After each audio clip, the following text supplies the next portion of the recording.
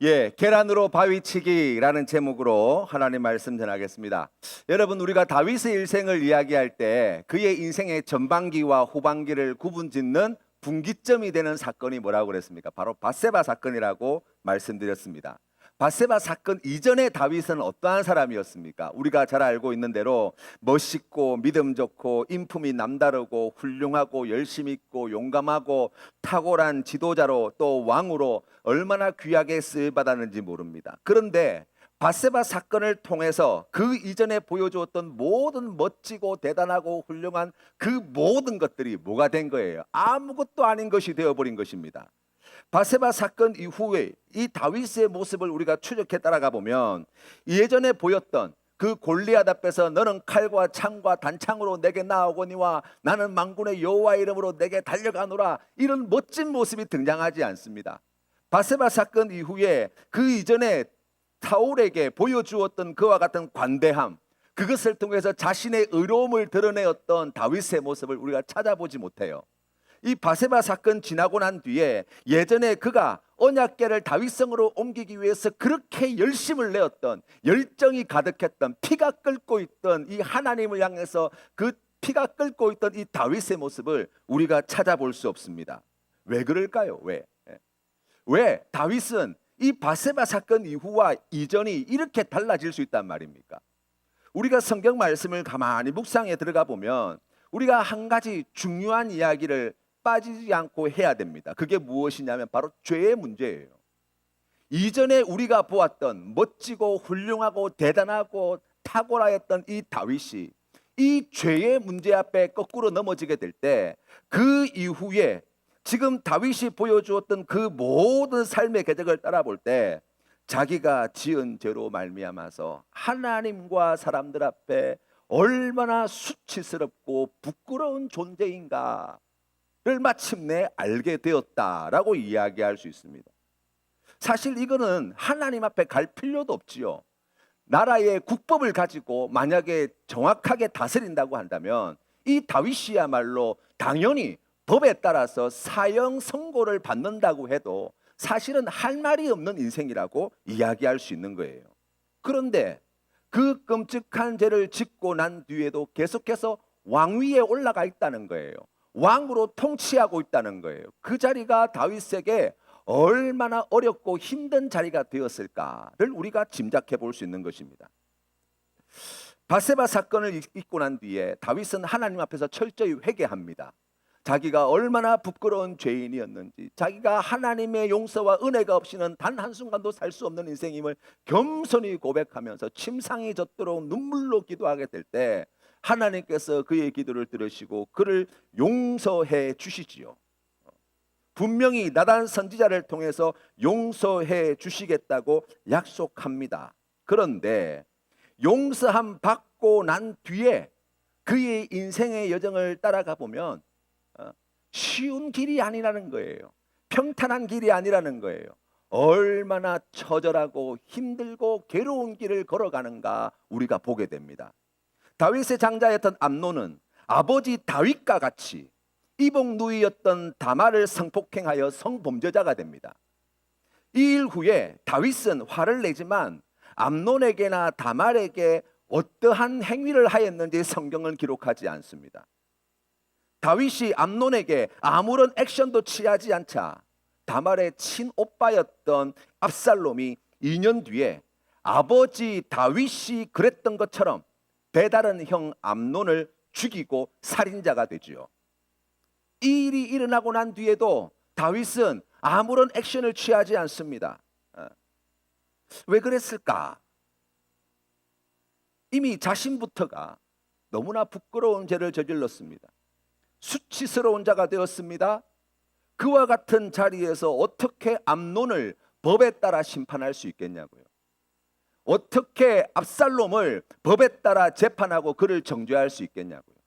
만약 암논을 정죄하고 압살롬을 심판해야 한다면 사실 다윗 자신부터가 그 법에 따라서 심판받아야 될 사람 아니겠습니까? 그러니 그런 끔찍한 범죄가 지금 집안에서 일어나고 있는데도 너무나 무기력한 모습을 나타내 보인다라고 이야기할 수 있습니다. 성경 말씀을 가만히 읽어보면 지금 집안에서 지금 이런 끔찍한 범죄들이 막 일어날 때 그럼 다윗이 정말 아무것도 안 했냐라고 이야기하면 아니에요. 다윗이 한 것이 있습니다. 성경 말씀에 보니까 암논이 다말을 강간하였을 때 화를 내었다라고 성경은 기록합니다. 압살롬이 암논을 죽이고 그술 땅으로 도망하였을 때 이제 저 자식은 내 자식이 아니라고 3년 동안 쳐다보지도 않았다고 성경은 기록합니다. 요압이 지혜로운 드고와 여인을 통해서 다윗을 권면하여서 마음을 고쳐먹고 다시 돌아오게 하였지요. 압살롬을 다시 그술 땅에서 외갓집 그술 땅에서 다시 예루살렘 성으로 돌아오게 하였습니다. 그럼에도 불구하고 나중에 압살롬이 자기가 정당하게 그와 같은 일을 행하였습니다 라고 생각할까 두려워서 그랬는지 돌아왔음에도 불구하고 2년이 넘도록 얼굴 한번 보지 않는 거예요. 찾지 않습니다. 죄의 문제를 해결하기 위해서 이 모양 저 모양의 일을 나름 했어요. 결국 나중에는 압살롬과 화해하고 그를 다시 왕궁으로 불러들여서 예전처럼 한 집에서 살게 되었어요. 그럼에도 불구하고 다윗이 화도 내보고 안 보기도 해보고 불러다 놓고 이름도 부르지 않고 쳐다도 보지 않고 지내보기도 하고 용서해 보기도 하고 다시 화해하여서 한 왕궁에 살아보기도 하였는데 문제는 무엇입니까? 그 집안의 죄의 문제를 해결하지 못했다는 거예요. 그 죄의 역사를 차단하지 못했다는 것입니다. 다윗이 행한 이 모든 일들, 이걸 우리가 한마디로 이야기하면 계란으로 바위치기에 불과했다라고 이야기할 수 있습니다. 그 죄 앞에 아무런 효력도 의미도 없는 일이 되었다라는 거예요.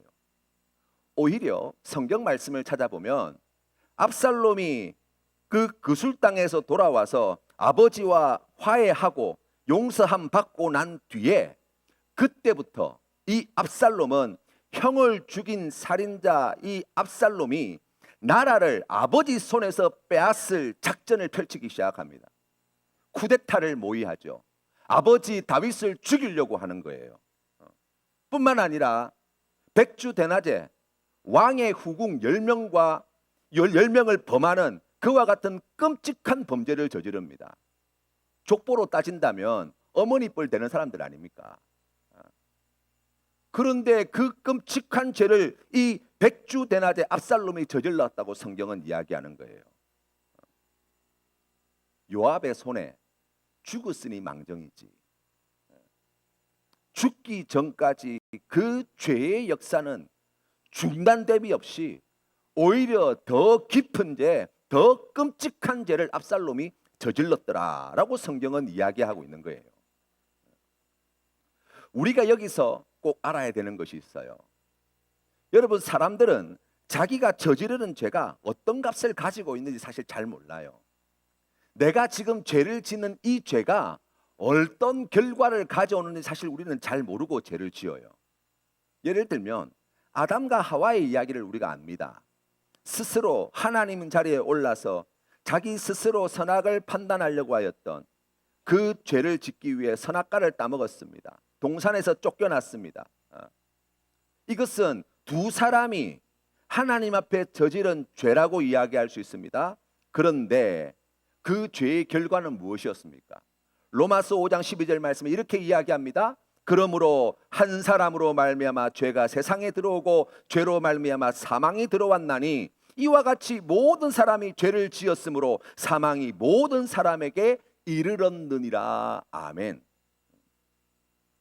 한 사람의 단 한 번의 죄가 온 세상을 죽음의 구렁텅이로 빠뜨렸다는 거예요. 그러면 여러분, 우리가 이렇게 질문해 볼 수 있어요. 아담과 하와가 범죄하여서 온 세상에 죄가 들어와서 세상을 죽음의 구렁텅이로 빠뜨리게 했다고 하는데, 그러면 우리가 짓는 죄는 아담과 하와가 짓는 죄보다 조금 덜한 죄를 우리가 짓습니까? 우리가 짓는 죄는 아담과 하와가 지은 죄의 결과와 다른 결과를 만들어냅니까? 우리가 하나님 앞에 짓는 매우 사소하게 보이는 작은 죄 하나의 값은 아담과 하와가 하나님 앞에 지었던 죄의 값과 다른 값을 가지냐고요. 성경은 그렇게 이야기하지 않습니다. 똑같은 값을 가지고 똑같은 결과를 만들어내는 죄예요.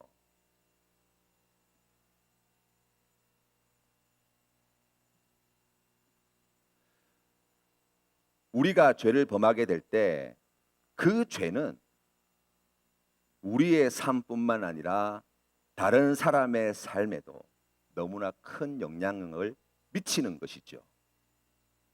다윗이 저지른 범죄는 그의 아들 암논에게, 그의 아들 압살롬에게, 야곱이 아버지와 형을 속인 그 죄는 그의 아들들에 의하여, 가인이 저질렀던 그 죄는 라멕을 지나서 온 세상의 죄에 충만하는 그와 같은 끔찍한 결과들을 만들어냈다고 이야기할 수 있어요. 우리가 죄를 지을 때 여러분, 우리의 인생에 마치 오점과 같은 내 삶의 어느 한 부분, 내 인생의 긴 시간 가운데 특정한 시간 이때 우리가 하나님 앞에 범죄하는 것이 아니라고요. 죄를 짓는다고 하는 것은 우리의 전 존재가 죄에 오염된다는 거예요. 마음과 생각과 말과 행동과 삶의 태도와 가치관과 취향이 모든 것이 다 죄의 영향력 아래 놓이게 된다는 거라고요. 그 사소한 죄 하나도 말입니다. 그래서 여러분 생각해 보십시오. 죄로 말미암아 영향을 받게 되어지는 말들이 우리의 입에서 끊임없이 나오고 있지 않습니까? 죄의 영향력을 받은, 죄에 물든 온갖 생각과 마음들이 끊임없이 우리 안에서 솟아나고 있지 않냐고요. 그 죄의 영향을 심각하게 받은 우리의 행동들, 우리의 태도들, 가치관들, 취향들이 우리의 삶 속에서 드러나고 있지 않냐고요. 여러분, 우리에게서 나오는 그와 같은 것들이 온통 죄에 물들어 있다고 한다면 그것이 만들어내는 결과가 어떠하겠냐고요. 가까이는 사랑해야 할 가족들, 믿음의 공동체 안에서 우리가 함께 만나는 귀한 지체들과의 관계 속에서 우리가 살아가는 세상 가운데 여러분 얼마나 심각한 악의 영향력을 우리가 미치며 살아가는지 몰라요. 조금 더 정확하게 이야기한다면 우리는 죄로 말미암아 모두가 다 가해자임과 동시에 피해자라고요. 예외 없이.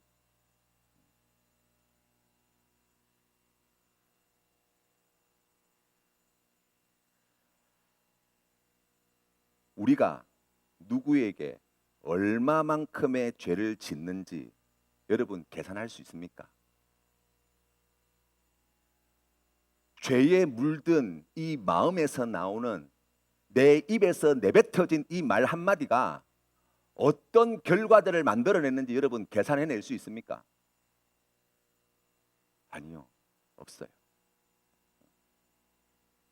어떤 결과를 만들어낼지도 모른 채 우리가 끔찍한 죄를 지금도 끊임없이 짓고 있다고요. 그래서 누가 가해자인지 누가 피해자인지도 알지 못할 엉망진창의 세상 가운데 우리가 살아가고 있잖아요. 그런 죄를 여러분, 사람의 선한 양심이나 법이나 도덕이나 지식이나 교육 같은 걸로 그 죄의 문제를 해결할 수 있냐고요. 성질낸다고 죄의 문제가 해결될 수 있습니까? 인간 안 보고 살면 되지 한다고 그 죄의 문제가 해결될 수 있냐고요.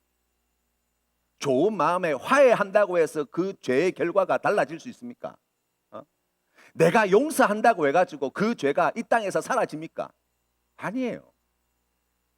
계란으로 바위치기에 불과한 거예요.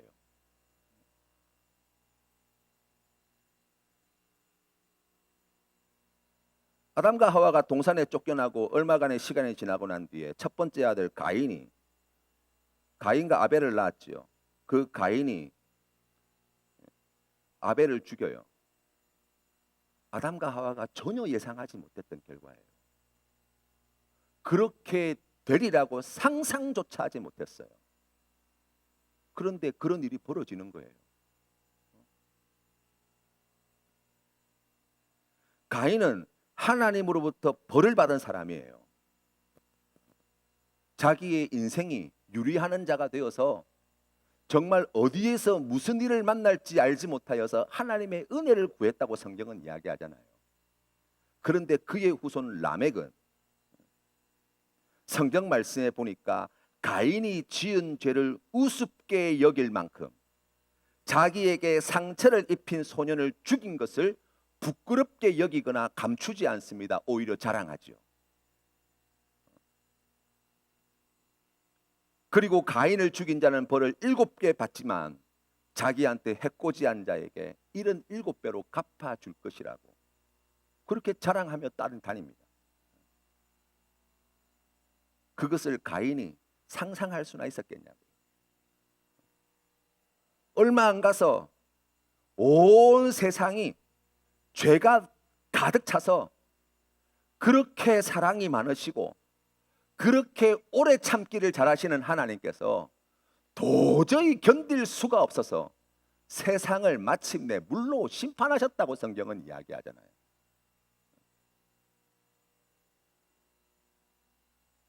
야곱의 인생은 다릅니까? 아니에요. 그의 인생의 분기점이라고 이야기할 수 있는 야복강가에서 하나님과 씨름한 사건 이전의 야곱은 매우 주도 면밀한 사람이었습니다. 수단과 방법을 가리지 않고 자기가 원하는 것을 자기 걸로 만들어내야 직성이 풀리는 사람이었어요. 그래서 형 에서와 아버지 이삭을 속이고 장자 축복을 마침내 받아냈습니다. 외삼촌 라반의 집에 가서도 라헬을 얻기 위해서 14년을 아낌없이 외삼촌 라반에게 충성하는 데 바쳤습니다. 수완이 좋아서 자기보다 더 독한 외삼촌 라반의 집에서 큰 거부가 되어서 가나안 땅으로 다시 돌아오게 되었어요. 그런데 약복강가에서 하나님과 씨름하고 난 뒤에 이스라엘이라는 이름을 얻고 난 뒤에 야곱의 인생은 과거에 수완 좋고 열정 있고 수단과 방법을 가리지 않고 원하는 것을 얻어내는 모습을 찾아볼 수가 없어요. 전혀 예측할 수 없었던 야곱의 딸 디나가 세겜에서 성폭행을 당합니다. 아들 레위와 시므온이 피해 복수를 가하지요. 세겜성 사람들을 다 죽여버려요. 그리고 자기의 장자 르우벤이 아버지의 첩 비라와 동침하는 사건을 알게 됩니다. 그렇게 가르치지 않았어요. 그렇게 될 거라고 예상하지 않았어요. 그런데 그런 일이 벌어지는 거예요. 아들들이 작당을 하고 야곱을 속이고 야곱이 가장 사랑하는 아들 요셉을 아버지에게 빼앗아 노예로 팔아버립니다. 오랜 시간 자기가 가장 사랑했던 아들이 죽었다는 그 슬픔과 비통함을 안고 사는 것 같지 않게 살았어요. 고통 속에서 말입니다. 눈물 가운데 말입니다. 여러분, 우리가 죄의 문제 앞에 크게 두 부류의 사람을 찾아볼 수 있어요. 첫 번째 부류의 사람은 어떤 사람이냐면 자기가 저지른 죄로 인해서 그 죄에 더욱 무기력해지는 사람이 있어요. 이 말은 무슨 말씀이냐면 죄의 유혹에 무기력하고 죄의 문제의 해결에 무기력해진다는 거예요. 밧세바 사건, 멀쩡한 다윗이 그날 밤 그 광경을 보고 그렇게 믿음 좋고 훌륭하다고 생각했던 다윗이 그 유혹에 넘어가는 거예요. 또 암논과 압살롬의 사건을 통하여서 일어나는 일련의 사건 속에서 다윗이 이 문제를 해결하는데 아무런 능력을 발휘하지 못합니다. 당하고만 있어요. 그런데 여러분, 사람들이 다 이런 반응만 보이는 건 아니에요. 여러분, 사람이 죄를 저지르면 마음 가운데 죄책감이 생깁니다. 우리 속담에 방귀 낀 놈이 성낸다고. 죄를 짓고 나면 그 지은 죄로 인하여서 더 많은 죄를 짓는 쪽으로 달려가는 인생들이 있어요. 다윗이 밧세바 사건을 일으키고 난 뒤에 그가 보여주었던 모습이 그거 아니에요. 우리아를 죽여야만 했어요. 우리아를 죽이기 위해서 함께 전쟁터에 나간 용사들도 같이 죽었어요. 요압을 공범으로 만들어야만 됐어요. 거짓말을 했어요. 그렇죠. 압살롬은요, 암논을 죽이고 난 다음에 그칩니까? 아니에요. 암논을 죽이고 난 다음에 아버지를 죽이려고 하는 거예요. 왜 그렇습니까? 그래야 자신의 양심의 가책의 씨앗이 되는 그 아버지까지 다 죽여버리고 이 나라를 다 차지해버려야 거기에서 자유로울 수 있을 것 같거든요. 나라를 빼앗으려고 합니다. 이게 죄를 지은 사람의 민낯이라고 이야기할 수 있어요. 바로 우리의 모습이에요. 그런데 여러분, 성경 말씀에 지금 이런 다윗의 모습을 하나님이 우리에게 보여주신다는 거예요. 성경 말씀을 통해서 하나님은 그런 야곱의 모습을 우리에게 보여주신다는 거예요. 이 하나님의 뜻이 뭔가? 여러분 생각해 보면 골리앗을 무찔렀을 때 그 다윗, 전쟁에 나가서 연전연승하고 이스라엘의 왕이 되고 예루살렘 성을 빼앗고 블레셋을 물리쳐서 나라의 영웅으로서 면모를 여실히 드러냈을 그와 같은 때 하나님께서 다윗에게 축복하시는 게 아니에요. 하나님께서는 오늘 우리에게 이와 같은 죄에 대하여 너무나 무기력하고 죄의 문제로 인하여 고통 중에 있는 이 다윗의 모습을 우리에게 보여주시는 이유는 우리 하나님께서 이런 다윗의 인생에 하나님이 약속하신 그 언약의 말씀을 담아내시겠다고 말씀하시는 거예요. 사무엘하 7장에 나와 있는 하나님의 언약의 말씀이 무엇입니까? 다윗과 함께 하시고 원수를 멸하시고 다윗의 이름을 위대하게 하시고 흔들리지 않는 나라를 주시고 다윗의 후손을 세워 그 나라를 견고하게 하시고 왕위를 영원히 견고하게 하시고 하나님이 그들의 아버지가 되고 다윗과 그 후손들이 하나님의 아들이 되게 하시고 영원히 빼앗기지 않을 하나님의 은총을 영원토록 받아 누리게 하는 인생으로 만드시겠다는 거예요. 이 은총을 어디에 담으시겠다고요? 골리앗을 죽인 다윗의 인생에 담겠다는 게 아니라 밧세바 사건 이후에 그의 인생에 어떤 소망도 없습니다.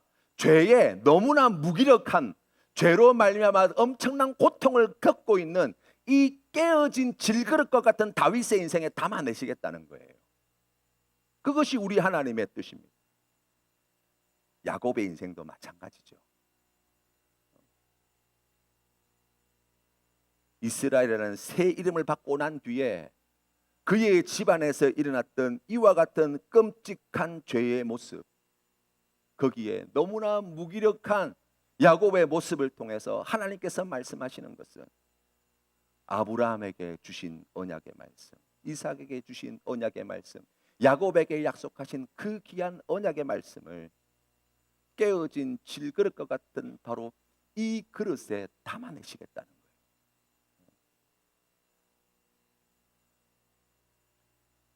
이것을 담아내기 위하여 우리 하나님께서 하신 일이 무엇입니까?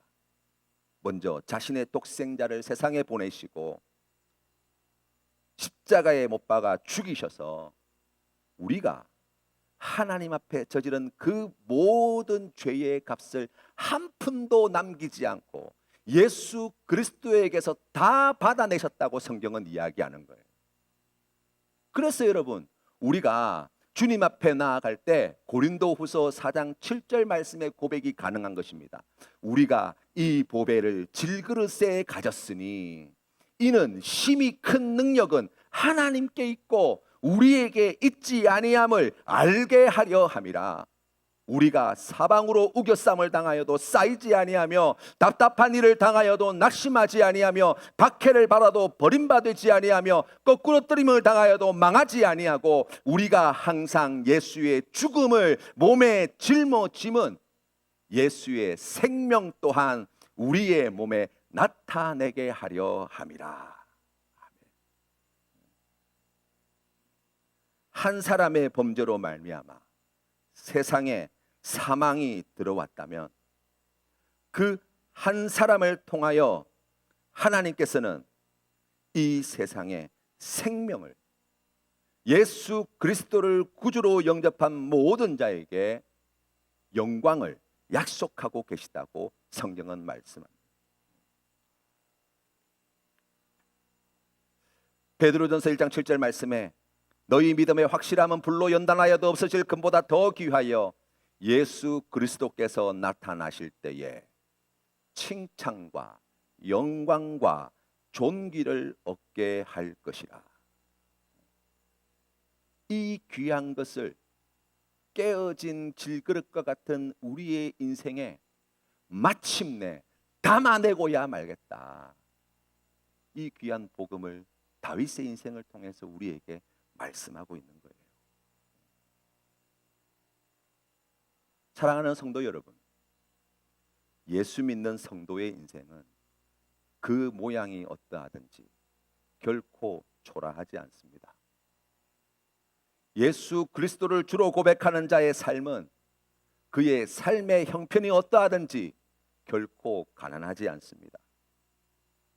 예수 그리스도를 자신의 왕으로 고백하는 자의 인생은 그가 가진 능력이 어떠함과 상관없이 결코 약하지 않습니다. 왜 그렇습니까? 하나님은 질그릇과 같은 우리의 인생을 녹그릇, 은그릇, 금그릇으로 만들어내시는 분이 아니라 질그릇과 같은 우리 인생, 깨지고 이빨 나간 질그릇과 같은 아무 쓸데기 없는 죄에 너무나 무기력하고 연약해 빠진 우리의 인생에 그 보배를 마침내 담아내시는 분이시기 때문입니다. 주님 앞에 나아갈 때 여러분 혹시 하나님께 그런 기도의 제목을 드리고 있지 않습니까? 하나님, 내 인생이, 내 삶이 질그릇이 아니라 은그릇, 금그릇이었으면 좋겠습니다. 아니요. 우리는 그런 존재가 아니에요. 우리가 그런 실력을 가지고 있는 사람들이 아니에요. 하나님께서 주신 말씀을 우리가 기억합시다. 하나님, 이 깨어진 질그릇과 같은 인생에 이 귀하고 아름다운 보배를 담아내어 주시니 감사합니다. 이 귀한 믿음의 고백으로 죄악이 넘쳐나는 세상 가운데 속에서도 이 한 주간 주님과 함께 동행하시는 우리 모든 성도님들 다 되시기를 주님의 이름으로 축원합니다.